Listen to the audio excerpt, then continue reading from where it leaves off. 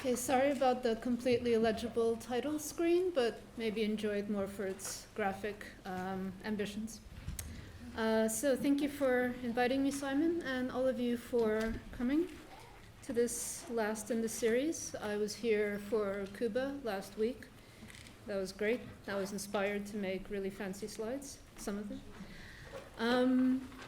So what I'll do really is kind of talk a little bit about where my research is coming from and a bit more about where it's going, also in relation to contemporary current phenomena, such as the one that Szreder was referring to, not the well-being center one, the other one. So in my book, that's just come out in paperback.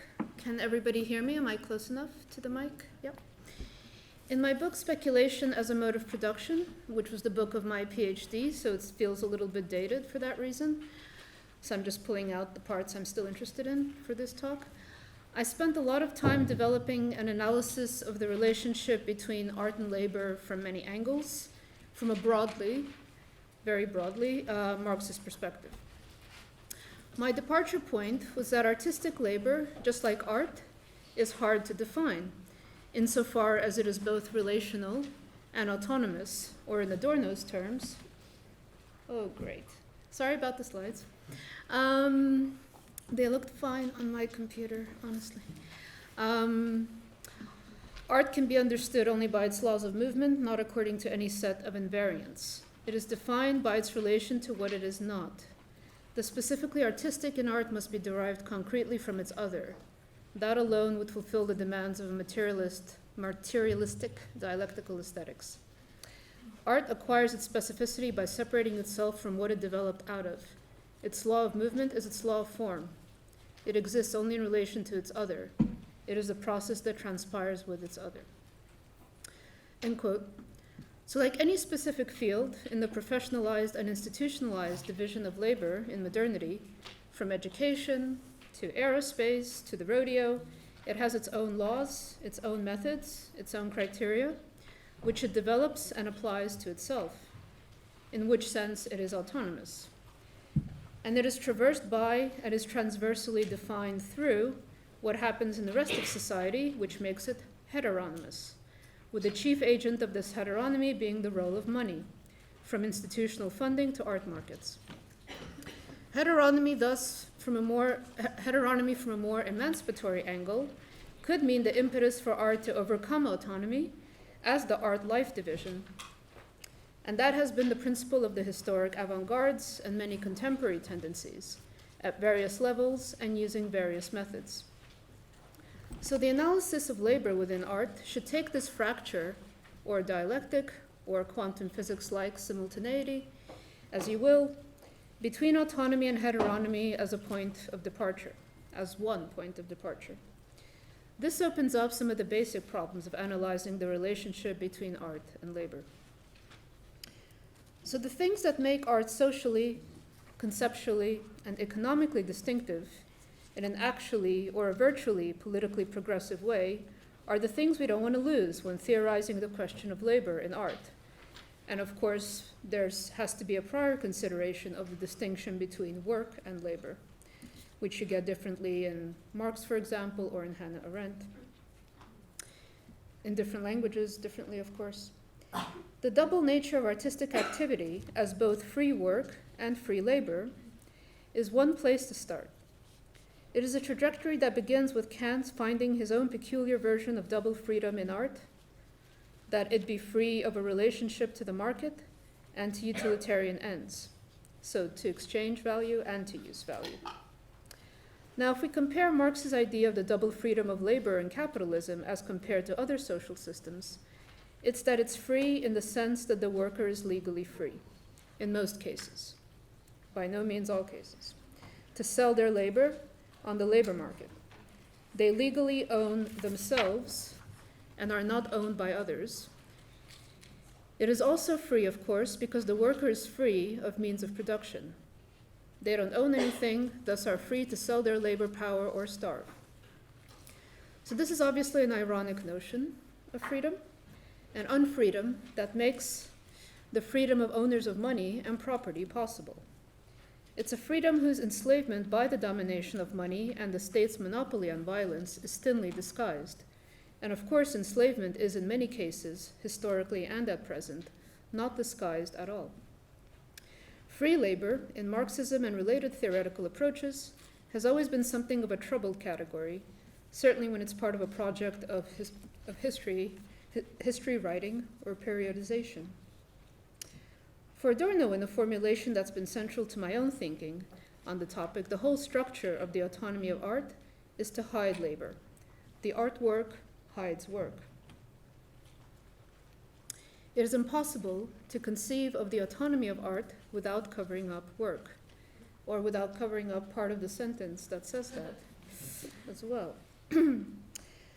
So a lot of ambiguity around artistic labor has to do with the structure and organization of this labor and how it's deemed to be so different from other kinds of labor that it cannot be regulated or provide the ground for organizing in anything like the same way as for those other kinds of labor, or rather other sites of labor, as much labor is imagined to be homogeneous as opposed to the incalculable particularity of artistic labor, which is obviously not the case when the dominant trends of hyperfragmentation and precarity of contracts and conditions is taken into account, from the gig economy of food delivery to the gig economy of academia.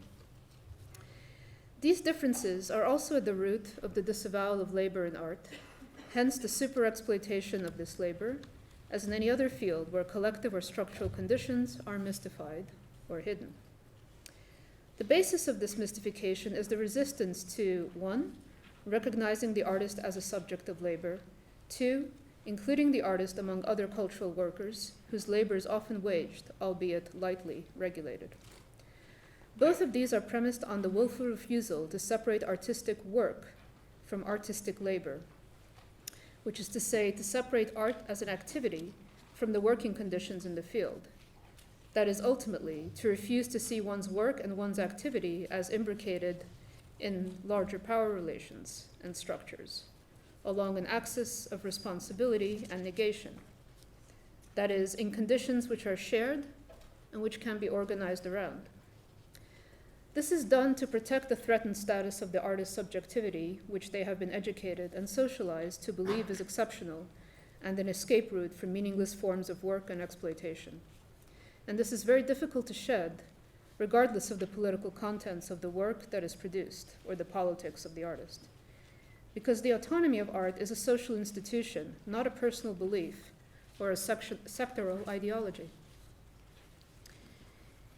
So here it's important to note that we need to distinguish between the labor of the artist and the labor of everyone else that goes into the social existence of art, which is increasingly not individual. And this is even before you start thinking about the technical or institutional conditions for the circulation of art, from fabrication to exhibition to pedagogy.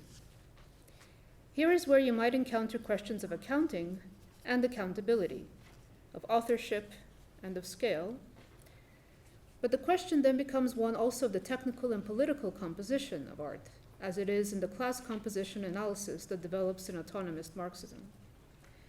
Because there are many different kinds of articulation of the politics of artistic labor, there's no clear stake in the calling out of the invisibility of labor in the field of art, just as with any other injustice or element of structural and structuring violence, and leaving it there, or merely seeking to regulate it, unless strategies of transversality can be developed and deepened with other workers, horizontally, and the dominant conditions of accumulation and value in the field, vertically, that is, in relation to power holders.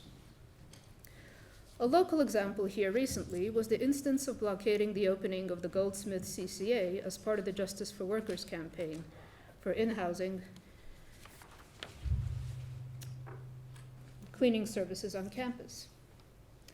What I have in mind as well is the coordination, however preliminary, between activist groups campaigning against current manifestations of the military-industrial complex, supporting arts institutions, exhibiting artists, and the workers in that arts institution, as in the also relatively recent case of Warren Kanders and the Whitney Biennial in New York, which is different again from the somewhat similarly motivated Sydney Biennale boycott of 2014, where the boycott was called by the exhibiting artists and not initially by a coalition.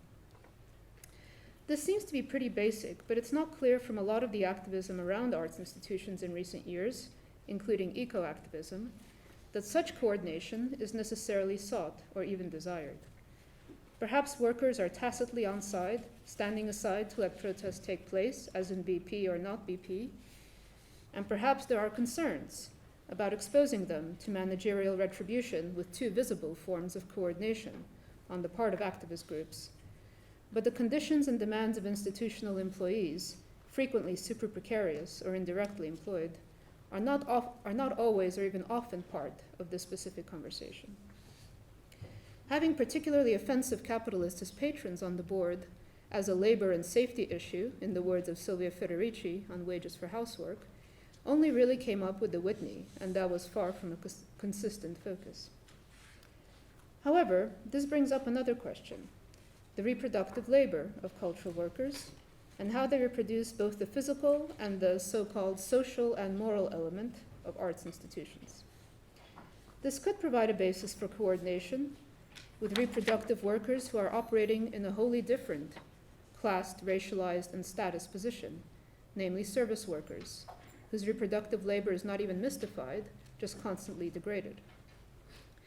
Do technical categories of Marxist analysis such as productive, unproductive, and the more contested reproductive labor make themselves useful when considering the strategic prospects for such coalitions?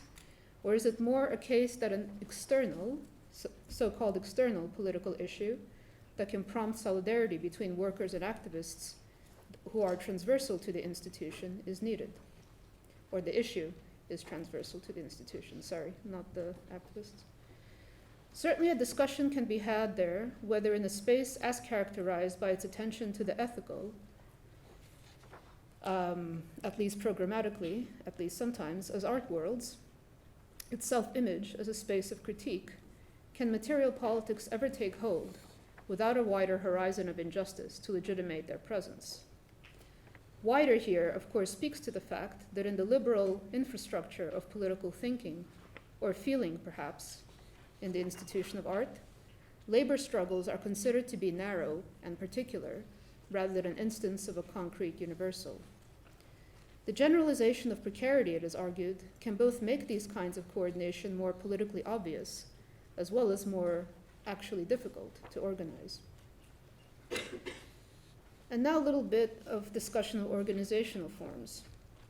We can start with the Artists' Union in the UK, which is basically a professional association as far as its stance on organizing artistic labor goes, though it does lend its voice to more radical campaigns and movements such as BDS. More politically emphatic networks of arts workers are coming together in London and elsewhere, and in many places, and I know the UK and the US best. Unionizing drives at arts and cultural institutions are a central tactic of struggle at the moment. Then there's been WAGE, Working Artists in the Greater Economy, which is a campaigning organization within the nonprofit, donor-driven structure of the US art world, and thus applies pressure tactics rather than engaging in direct organizing processes, or rather, sees the former as an oblique way to pursue the latter. Though I would underline that the division between these two modes is not hard and fast.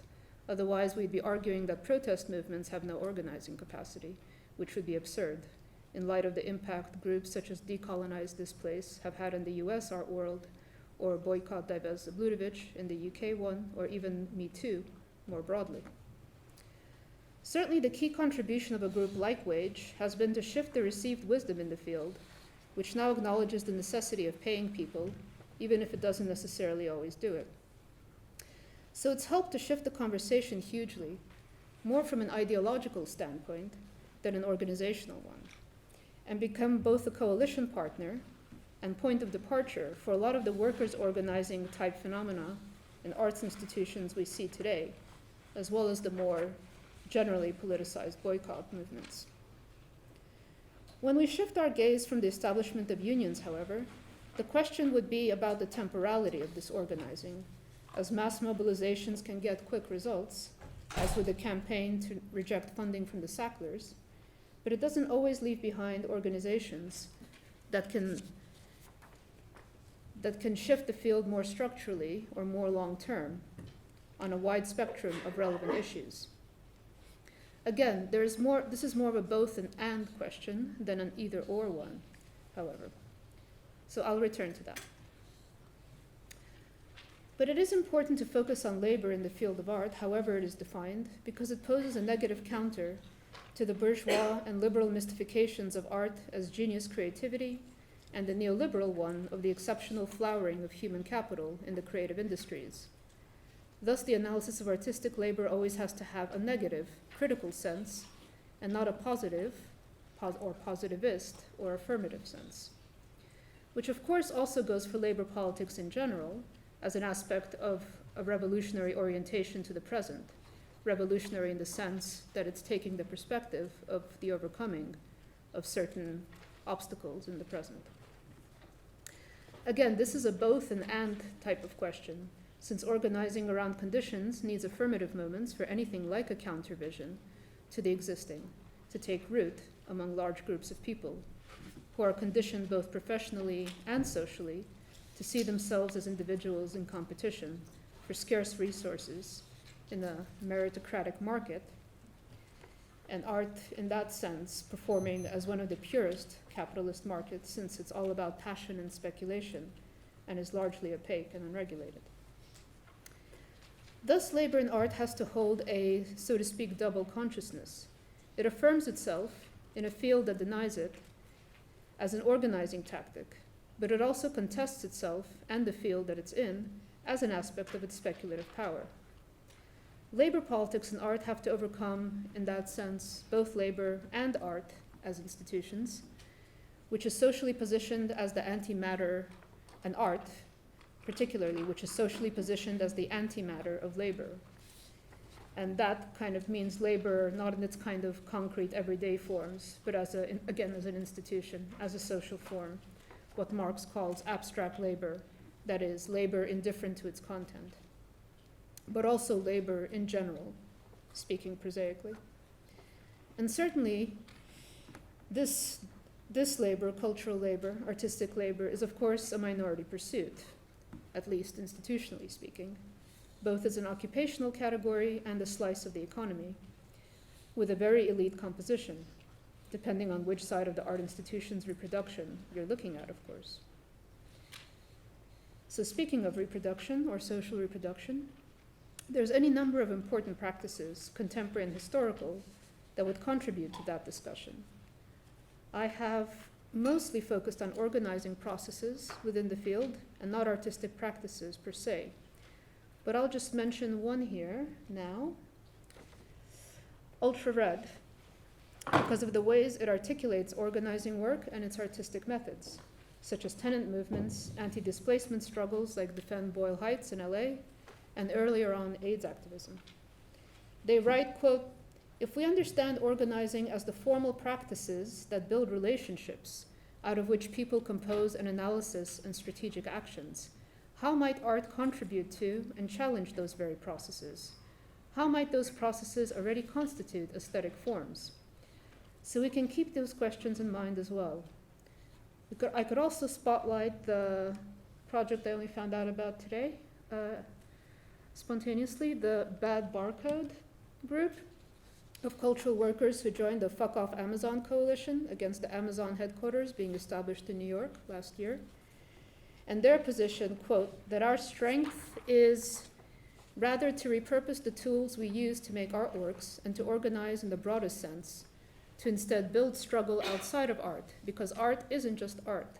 It's prisons, it's high-rises, it's privatization, it's colonial violence, end quote. Now, at long last, we might come to the part of my talk which actually deals with the topics I sketched out in my abstract. As people might have not seen it, it says, quote, it says that I will attempt to provide a status report on political tendencies and movements that have lately flared up in contemporary art worlds by locating them on an axis running between responsibility and negation. So I've been doing a little bit of that. This is a wider problematic in grassroots and in institutional politics, with the strike movements at UK universities or canvassing in the UK election as examples that are closest to us in time and space, at least here. Rather than drawing an analogy with the static reform-revolution binary, concentrating on time, labor, and power might help us get some traction in this plethoric terrain, where both responsibility, especially to one another and to other than human worlds, and negation are crucial. Time is also what we don't have in a thinking of urgency and emergency. So with reference to the themes of this series, making it important to set abstraction against both expedience and, to some degree, experience as ways of shaping non-zero-sum futurities and finding new tools for struggle.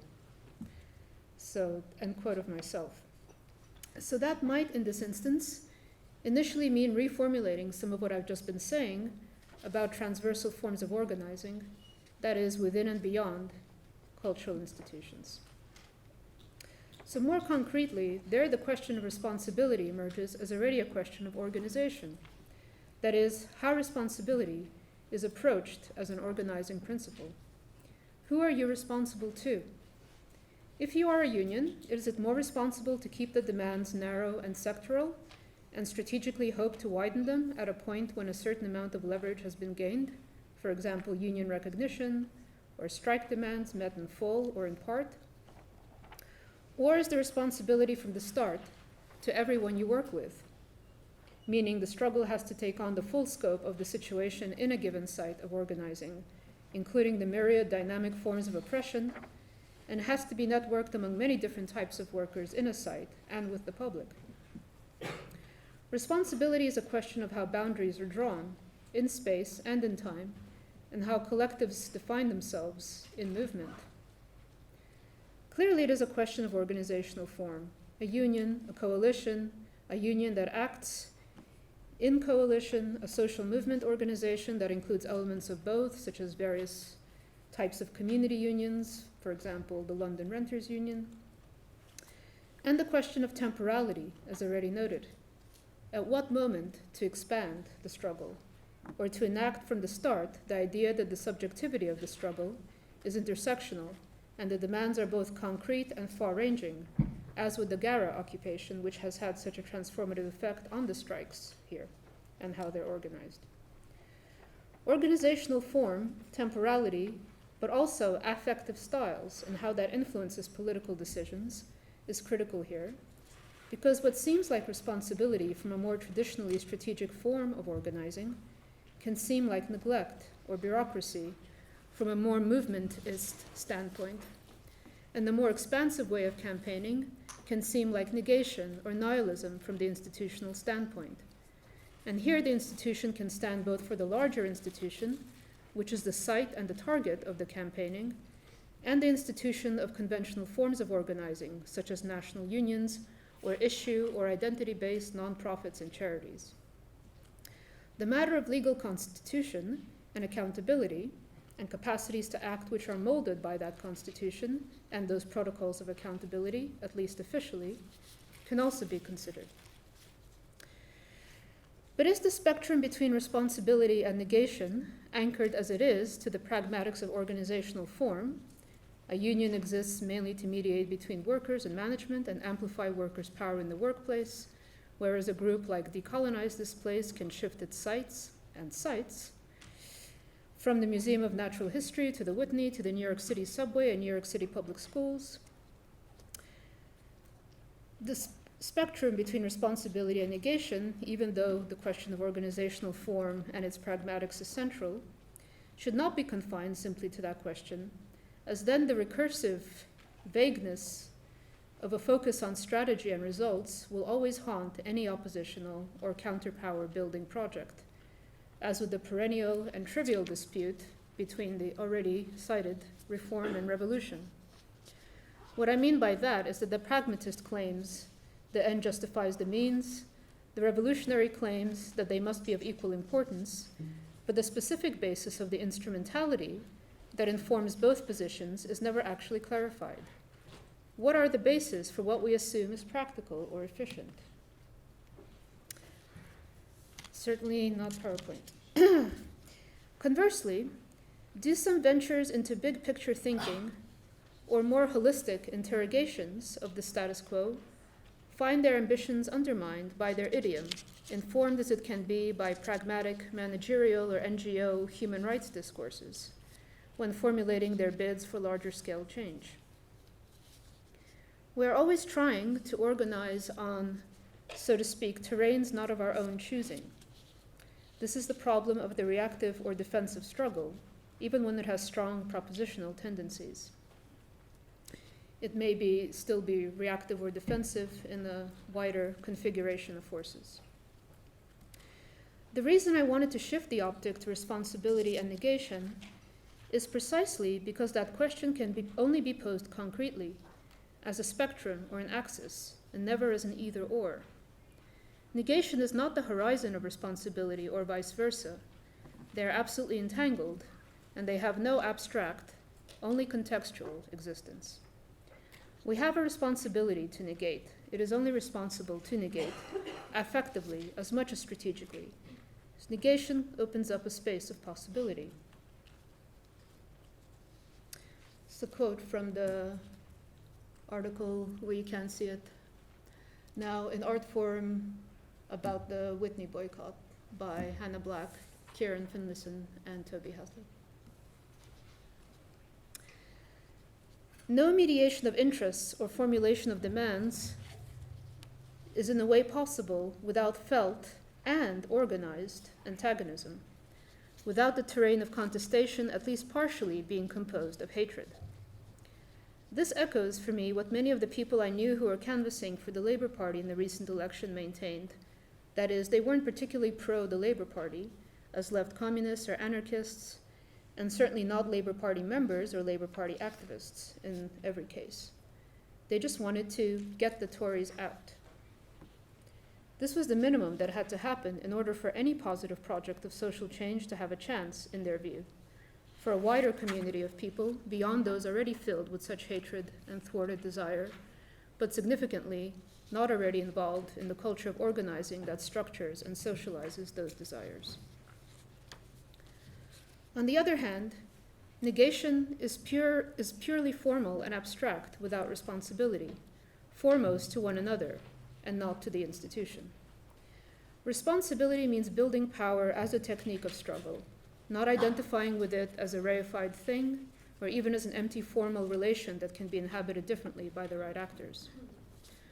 Power is an emergent property of organization, resources, and relationships between them. And it can be mobilized politically insofar as it is a medium for people to identify with one another and with their common, as well as differentially articulated goals, not all of them necessarily shared or weighted in the same way, as something they want to see realized and made ordinary. Power relations can be plotted along the axis of responsibility and negation, and this includes the totality, however this category is conceived, with all its philosophical baggage. Maybe the term infrastructural critique, which is another one I developed briefly in an essay and haven't had much of a chance to come back to, articulates this question of scale and immanence as well. With infrastructural there, rather than institutional, only to the extent that the institution is not affirmed in the critique of it, and infrastructure has a materiality which can't be confined to the institution, however ontologically and existentially you might want to define the institution. This could be a good moment to pick up on the last sentence of the abstract, the one about suspending both expedients, the kind that often shapes our concepts of responsibility, and experience, which can lock down our horizons of possibility to only what we have witnessed, lived, or learned. The negation of experience, perhaps by another experience, which can also take the form of its extension, complexification, or intensification, is a very Hegelian idea, that something becomes more complex and expansive by constantly turning around to undermine what was once true and obvious, and formed the whole horizon of the possible at that time. Rationality isn't fixed, instrumentality isn't fixed, they are relational practices, and abstraction can mean both a loss of reality and the multiplication of scales and capacities. So that's a little bit of a truncated relationship between the abstract and concrete in Marx, the dialectical spiral. This returns to the observations made earlier about the negative or critical modality as a way of thinking the art-labor relationship, being one of suspending self-evidence and multiplying possibilities, of each one being turned against the other and against itself in order to produce something which didn't exist previously. Rather than exposing and representing labor or value, thus affirming them, the whole system which distributes these ontologies is to be questioned and historicized, as Adorno or Peter Berger note about autonomy as not just a principle of modern art, which is to say art that has become independent of ritual, historically, in the West, but being the same, autonomy being the principle of autonomy of modern art being actually exactly the same as the institution of modern art. That P is Peter Berger. So that's the contradictoriness of the category autonomy, necessary to define what art is in bourgeois society. But it also carries, where am I? It also carries the taint of ideological distortion, where it does not reveal that it is socially conditioned. So there you go. In other words, autonomy cannot simply be dismissed as an ideological mistake, as I've already said, since the autonomy of art is directly implicated in the autonomy of the market, and the fact that we are both sustained and crushed by it, with different levels of state assistance in both those processes. Struggles in the art field that reckon with current emergencies will thus always be moving within the confines of this autonomy, but need not be trapped within it, if the transformation or abolition, rather than reproduction or optimization of the field, is the horizon of their politics. And this perspective can only be gained transversally, which is to say in coalitions both within and beyond institutions, opening up and closing down along the axis of responsibility and negation as the occasion demands. So I think I'll end there. Thank you.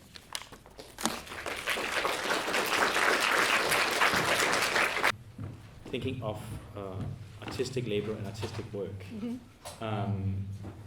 would it be useful for you to work with a separation also in the contemporary as opposed to the modern between artistic labor and artistic work, and what would the difference be? Should I respond directly or gather? Yeah. I guess I was saying that you need that separation because otherwise you're going to have a very vague conversation all the time, which is going to be, I guess I would say, just as a concrete example, again coming back to wage, the artistic labor is not necessarily determined by its content, but by its institutional relationship, by the contract, by the transaction. So that will be different from artistic work, which might be closer to what your practice is, right? So maybe that's one very basic way of separating them. So I would say it's necessary to separate it if you're going to talk about labor politics in the field of art. Yeah. So do you think that that should actually be implemented in art education? Do we work more with that separation? I don't think it's being done at the moment. Well, it's probably happening in people's experience, I suppose, when they're working with galleries or working as workers rather than artists, or even as artists. You kind of see how you enter into relationships with institutions, so you kind of get that education professionally, in a sense. But insofar as labor politics in art are part of the curriculum or are discussed, then that distinction, I think, is basic, because otherwise you never really understand when the moment of labor comes in. So, speaking of this, I think this is, you mentioned that we're often struggling on terrain, not of our choosing, and I think that's a very accurate way of describing the situation we're in. One thing that I'm often wondering about is that there seems to be different I would say even temporalities or notions of history at play in terms of institutional critique and artistic labor movements and unions and how they address institutions. Because we make demands often on institutions in terms of wage labor, let's say working conditions, or in terms of their ethical standards, etc. But I don't see these demands being made to the other employer, which is the art market. Mm-hmm. Why is it that we're always protesting against institutions such as Tate or the Goldsmiths Gallery, but I haven't seen any picket line in front of Frieze? Mm. Well, I suppose as the picket line is a tactic of labor struggle, the workers at Frieze might have to initiate that picket. And it seems very plausible that they will sometime soon.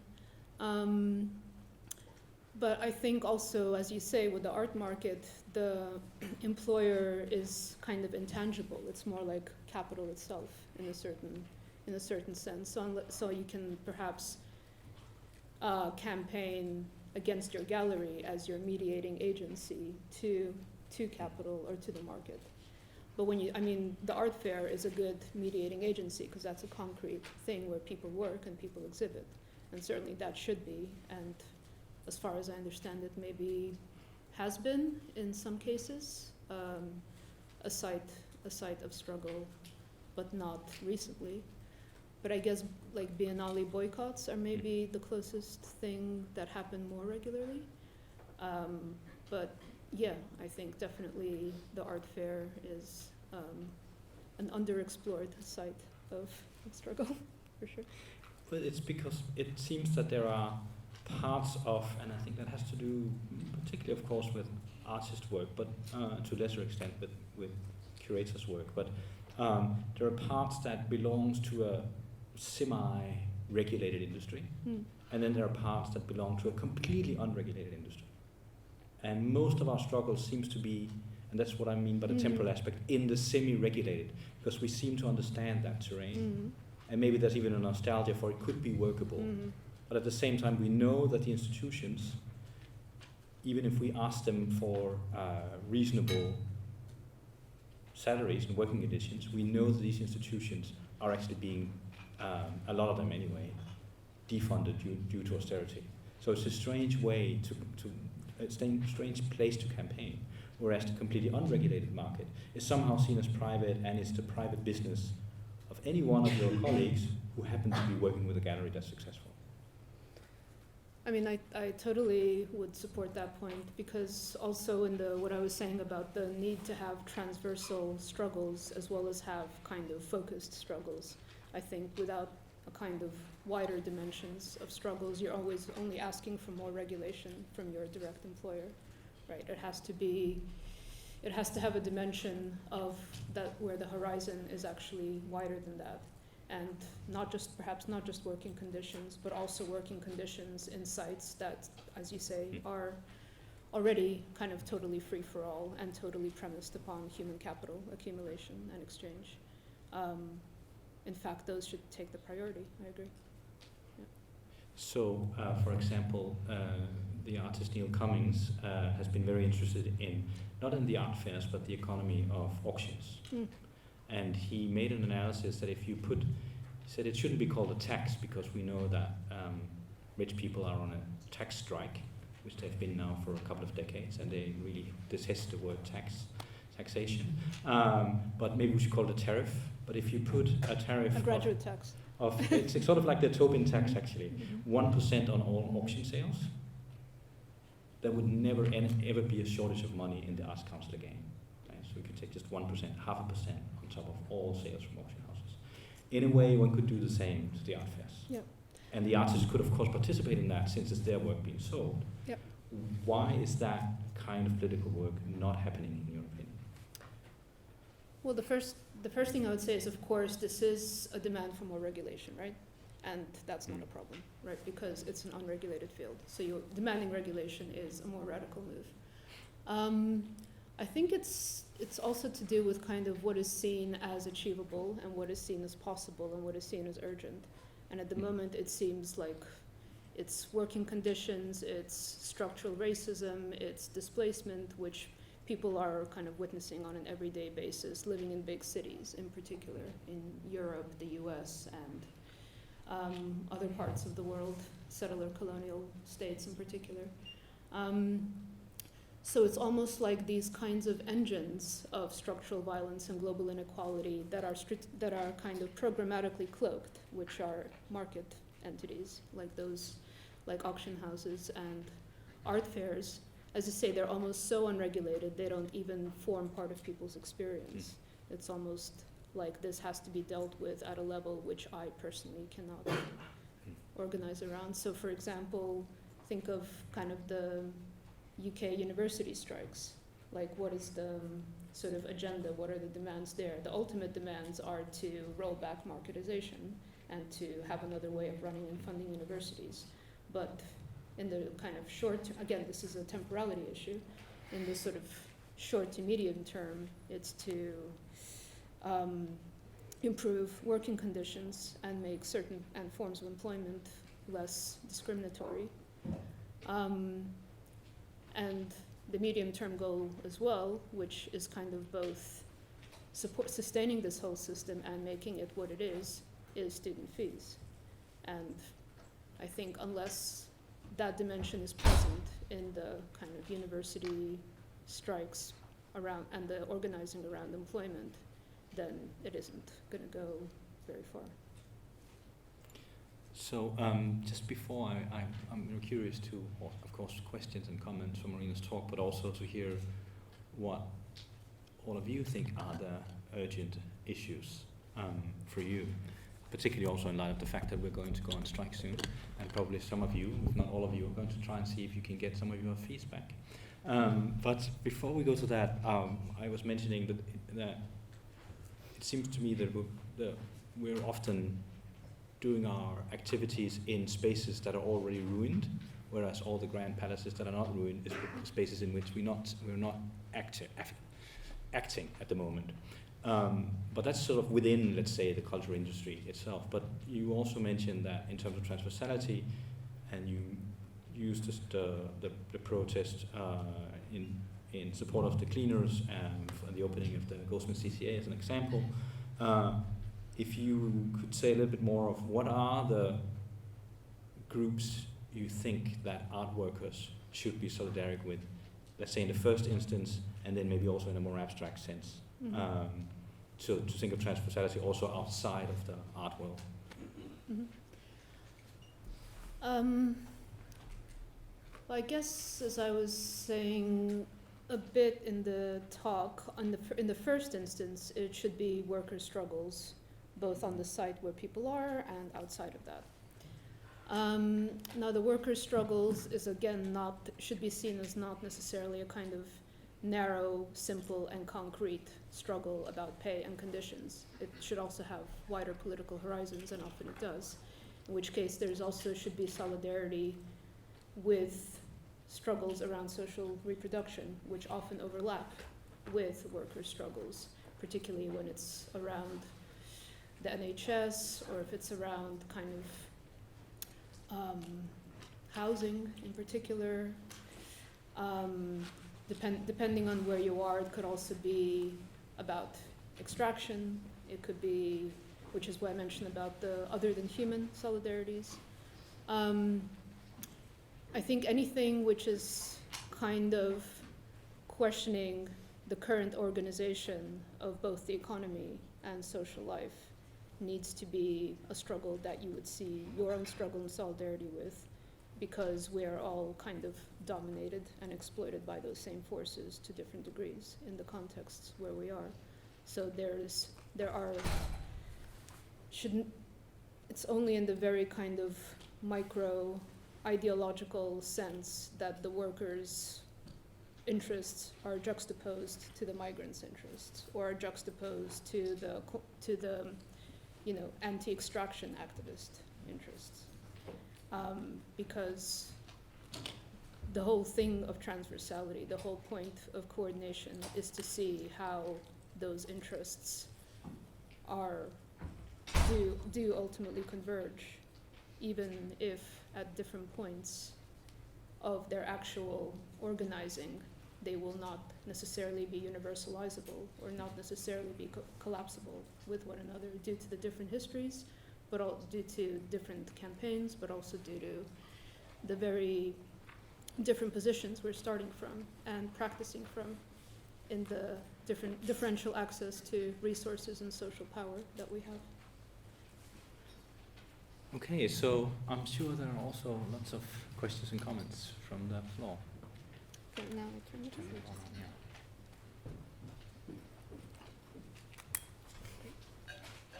Should be okay.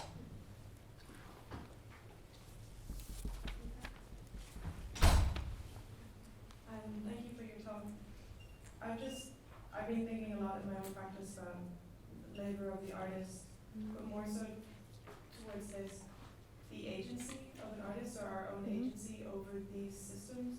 I mean, you're talking about acting against an institution, but how are we supposed, or even acting against a gallery or a private sector, but as a single artist in a gallery institution, how can we have any agency over, for instance, receiving or not receiving a wage, or like as a collective? Because if we say no, then there will be someone else to replace us so quickly. Should I collect or answer? Oh, maybe directly? just directly. Yeah. Probably easier. Well, I think you're absolutely right. I mean, that's the predicament of anyone who's acting in isolation or as a small collective. They have no power. So, I mean, that's also the predicament not just for artists who are in very kind of informal, specific, irregular kinds of working situations where their work is not necessarily recognized as labor. But it's the predicament of anyone who finds themselves unable to exert any leverage in that relationship. And that's increasingly many workers who are precarious, who find themselves in on-call, 0 hours, gig economy type of situations. So the problem really is organization and the problem is leverage. So that's, I think, what I've been trying to argue. It's an organizational problem rather than the content of your labor problem, I guess, or the type of labor problem, because these problems are specific to an artist and in the art field, but in many ways they also overlap with the general sort of precarious condition of labor. So that's where we have to start from, is the need to organize, because you have no leverage as an individual, yeah. Unless you're very market successful, of course.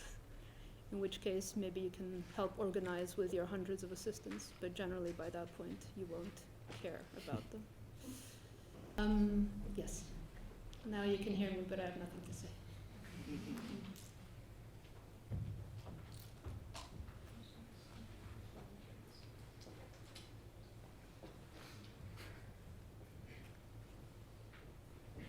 Hi, thanks for your talk. I just wanted to know what you meant by, you said something like power can be plotted on an axis of responsibility versus negation. I didn't really understand what you meant by that.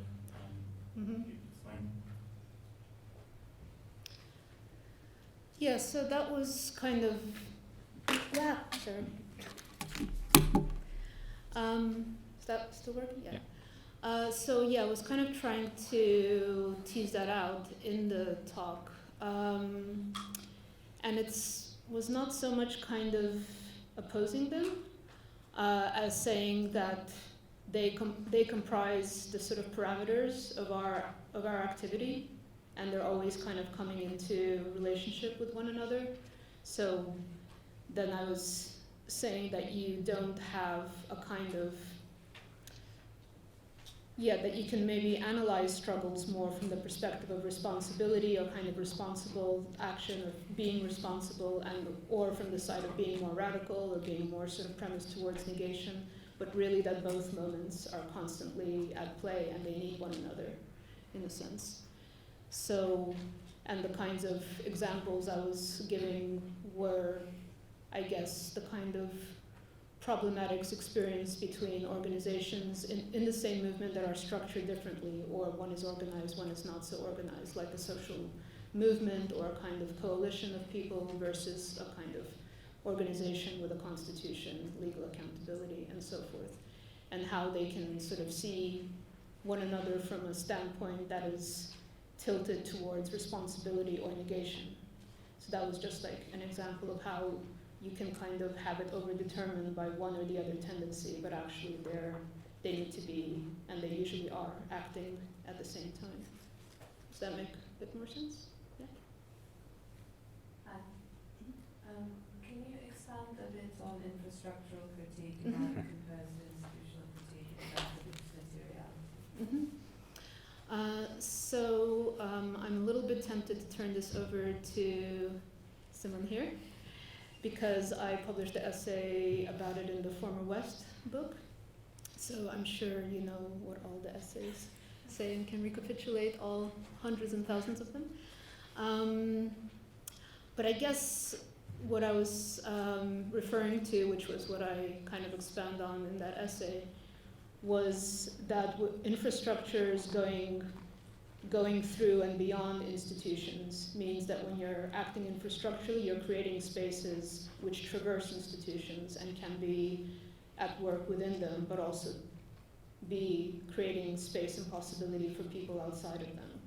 So I guess maybe you could think of infrastructures as platforms, but also as political subjectivities. So that materiality is also a social materiality as well as a technological or a resource-based or economic materiality.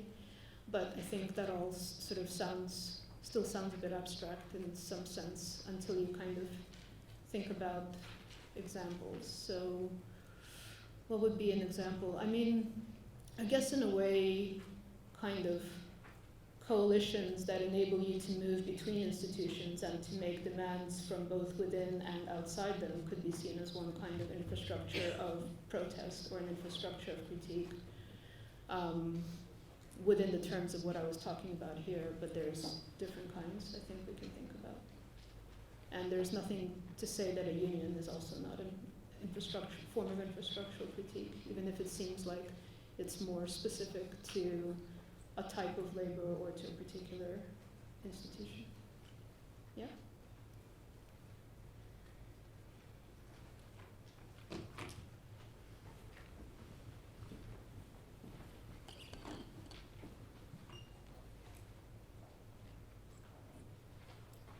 So I have two questions. The first is, what is the role of the negation? Is that the kind of counter relationship with that responsibility? And is this spiral of concrete, about this dialect of Marx, is this spiral of concrete and the method, the spiral of concrete and abstract a method to identify the problem within the infrastructures? I mean, you could even sort of plot the responsibility and negation spectrum onto the dialectical spiral in a certain way, because it's kind of going through one stage and then coming back to it later on. But because it has different material to work with, because it's now later in time or elsewhere in space, it's now at a different point. So how responsibility and negation are always in interaction with one another. So the abstract and concrete as a methodological question is really just to say that you're not preferring one to the other or choosing one and excluding the other, but that they both require one another. And I think it's the same, I was making the same sort of suggestion for responsibility and negation, that they seem opposite, but actually they require one another. So it's like using the concrete and abstract to build up parameters and using negation to find the balance between this. Well, I mean, the balance between them is always going to be shifting, I guess. So it's a matter of practice, and again, a matter of organization. And maybe another little thing that within the book, Extra Statecraft by Taylor Eastling, that she was saying that then humor could be a kind of indirect negation to the problem perceived by the infrastructure space. And is there anything related with your talk? I think there could be. I need to reread that book, actually. But there's the whole idea of the joke as a form of productive negation is something that some other people have written about, like Zizek as well. But yeah, that's a good direction to have a look in. Yeah.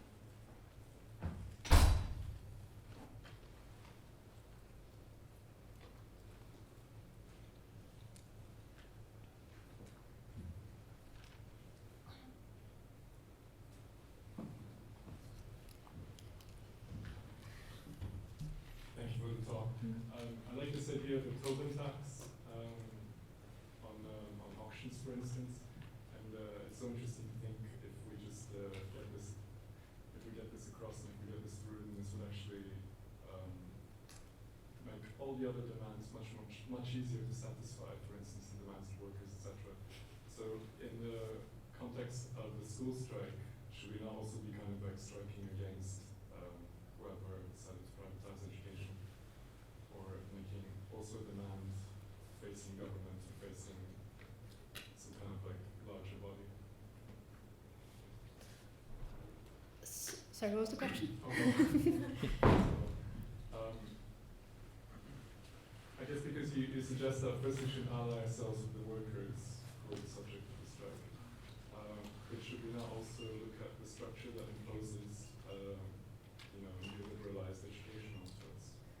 So I know that we just missed the opportunity with the election, etc. But should we not also agitate against this monetization of education more broadly versus more focused? Yeah, I mean, I think what I was saying was that you absolutely need to act at all different scales, because there's it's the way you kind of define your interests are, you have to bring a transversal approach to that.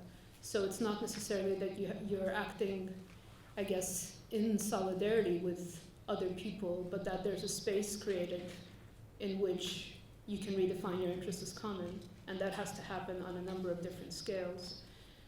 So obviously, it's almost like the question of this Tobin tax on auctions. It's a little bit like the universal basic income question, in some sense. Like, what kind of power or what kind of threat can you make to the existing sort of structures of the economy and the state that they would have to respond in a way that would satisfy that demand? So the question is, like, if we could only make this happen, is a question to ourselves first, like, how could there be a level of organization and power that could push this? Not, we need a better solution, because that we is the problem, it's not the solution.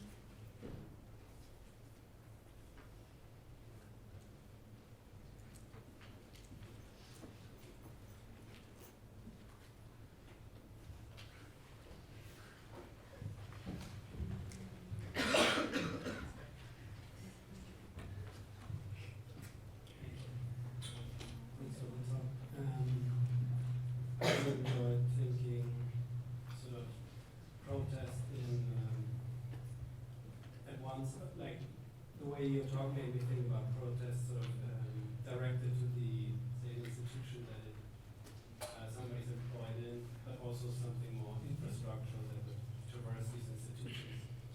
And maybe to pick up on the example of the art market, and that really there's made specific demands to it. I'm thinking about a work that was shown by Adam Linde. He's mainly a performer, I think, performance artist. And at Frieze, London, a few years ago, he would have an empty booth and perform a movement and suggest that he would be paid by the hour for this. So whatever that would be purchased, the work. I don't know the actual protocol, but introduced, I guess, like an hourly pay. And I was wondering if you would want to think along sort of whether this would be just a symbolic gesture, or if we think of boycott, but that could be in any form also productive. Also maybe thinking of a joke as a negation, productive negation. Whether such form of like, well, I guess like suggesting a waged labor again for the artistic work, whether that'd be interesting. Mm-hmm. Well, I mean, symbolic gestures are important insofar as they can sort of shift the terms of perception or discussion or shift the frame of reference. To what and if, you know, the art fair is traversed by collectors, by financiers, by various, as well as people who are just there to look. So I guess it could be in a site where it's visible and graspable by market actors, but it's also in a site where that will be consumed purely from its symbolic and novelty value. So the question is how to get those symbolic gestures to function maybe in different contexts so they can acquire more symbolic capacity and symbolic force. I mean, I think he's maybe done that work in institutions as well, maybe with more dancers as far as I'm aware, I'm not really sure. But I think it's definitely interesting work. I guess it would maybe be also another question would be how those symbolic gestures, whether there's a dimension into which they would like to, or they could extend, or whether to some extent, like what I was saying about autonomy and heteronomy, that autonomy has to be mobilized and leveraged because it's always going to be there. So in a sense, your gesture will always be symbolic, but can it also be something else? Can it have another dimension which is maybe pointing towards social autonomy or political autonomy, and not just the autonomy that's given to you as an artist? So yeah, just to say, I think that's an interesting practice, and it's maybe something I could think about more along with the other sort of practices I've collected in my book, which are maybe related to that one.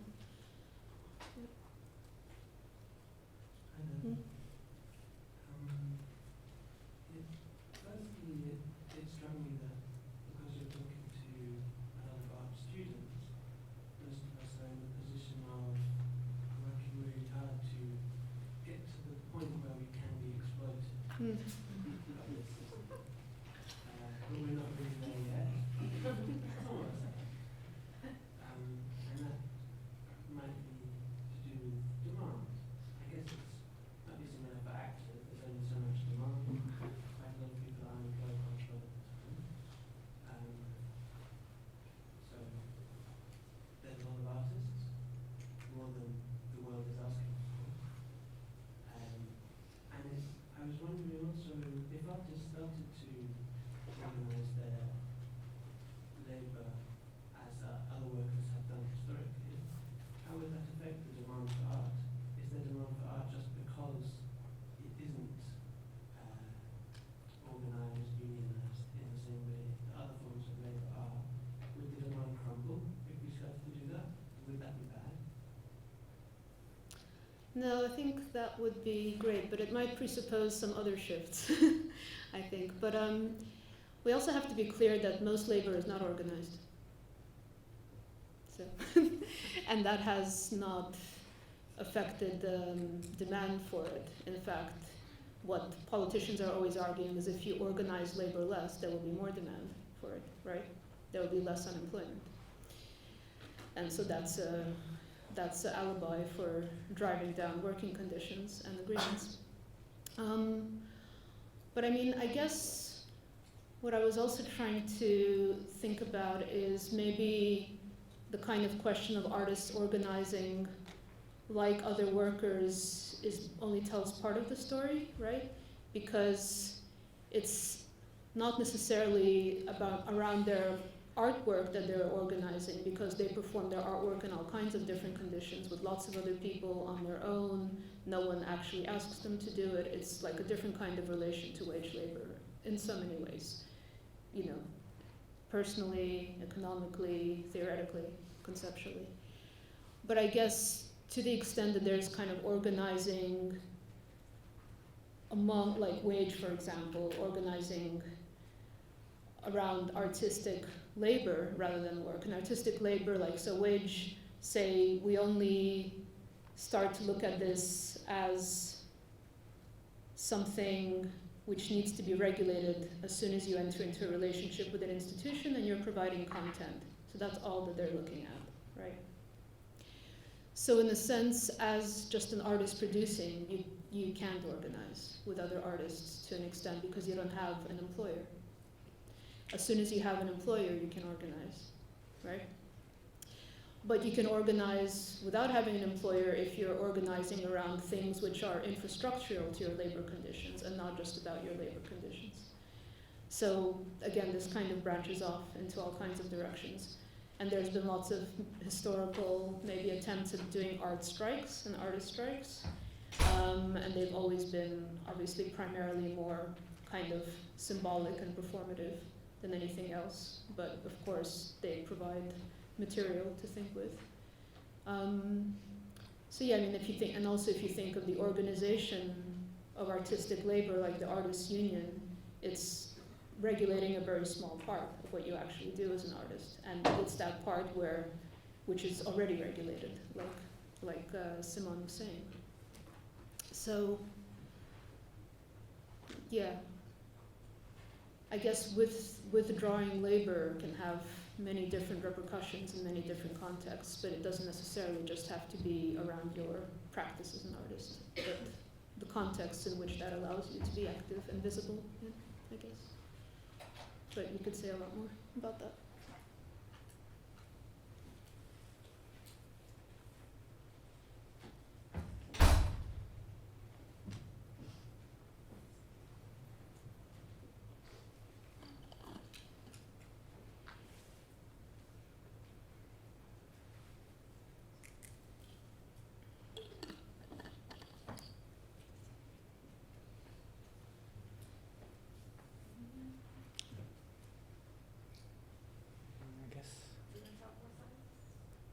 Any last question? Last chance. Any first questions? Okay,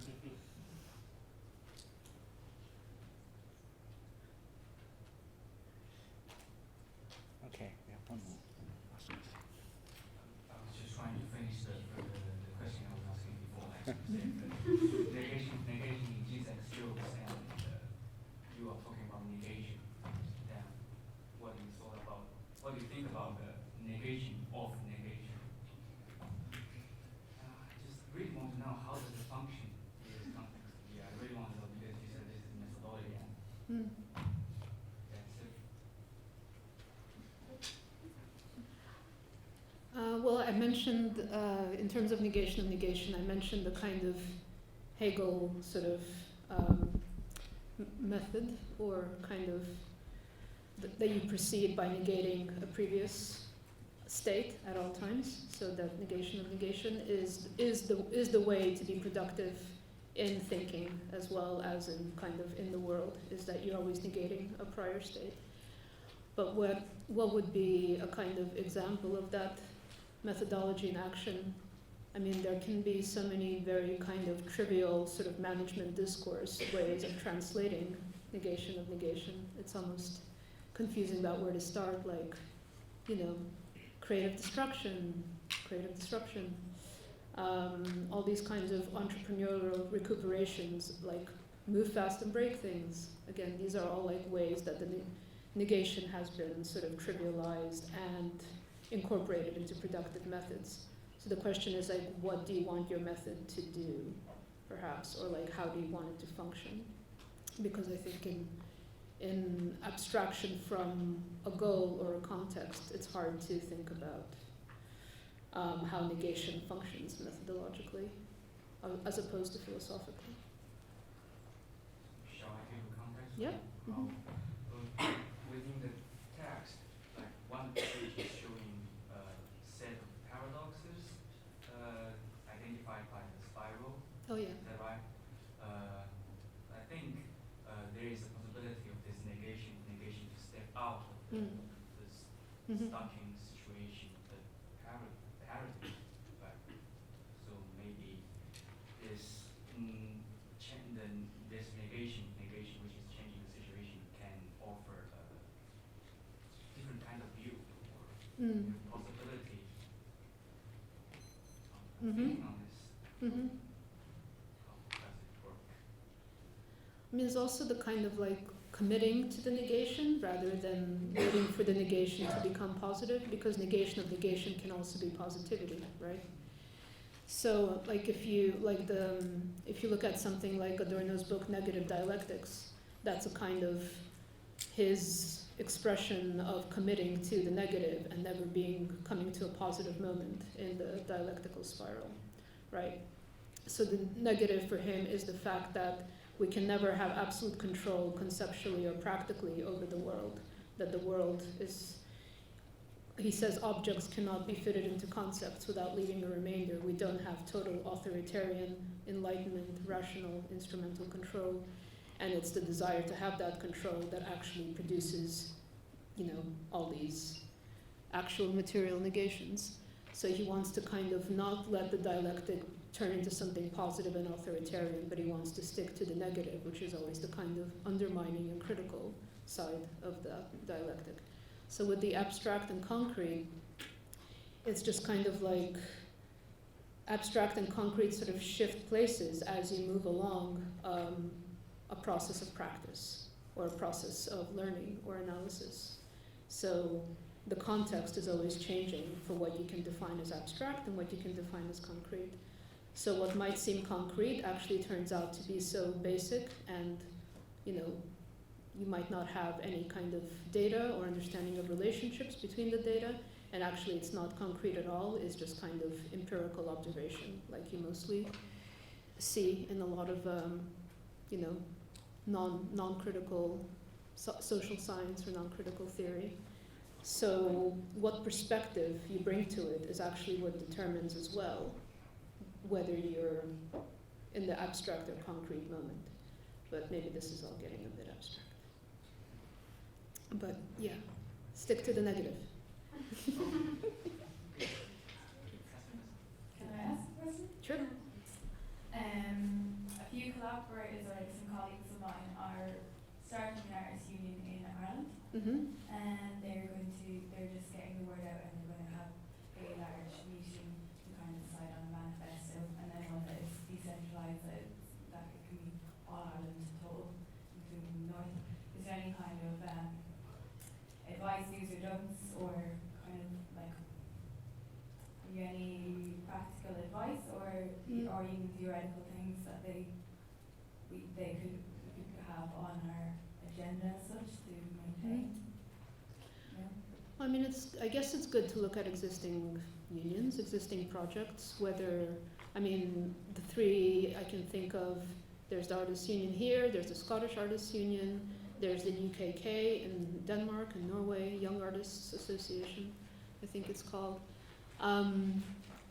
And they all function very much in relation to the regulations, usually the non-profits, and the state funding regulations in those countries. Like Simon was saying, regulating the art market seems to not be part of the agenda for a lot of artist organizing. It's more the ones you can actually influence, which is kind of state and non-profit institutions. But yeah, I think the first thing is to just kind of, which I'm sure you guys have already done, is just to see how existing ones are organized and what pitfalls they've run into. There's also a kind of a more sort of, I guess, movementist or kind of network organization of art workers that has started up in London in the last few months. I think some of the organizers are here at Goldsmiths, so it might be worth having a look at what they're doing, because I think they're also doing like reading groups and reading texts and discussing how they will form organizationally, so they're at a very early stage as well. Are they called art organizers? Yes. Yeah. So I mean, but there's kind of, there's a lot of material out there, but I think the most useful thing is to see how it's already being done, and then what you would like to maybe do differently, and what's more or less possible in the current sort of configuration you find yourself in. And then also, I guess, the fact that there will always be kind of issues when you leave your national context and how to regulate artists' work in other places. I think that was definitely something that came up with Wage, which was very much focused on the US context in terms of how nonprofits are funded there and how you can make demands in relation to those nonprofits, but then how do people operate in other contexts. That maybe was the second step of Wage, which is the kind of wagency, and I think you can maybe ask Suhail for more info on that.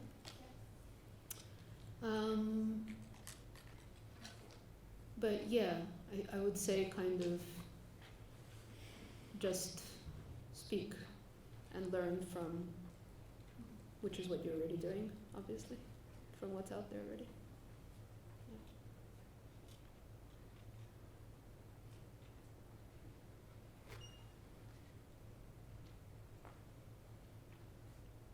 Okay, well then, thank you very much. Yeah. for coming.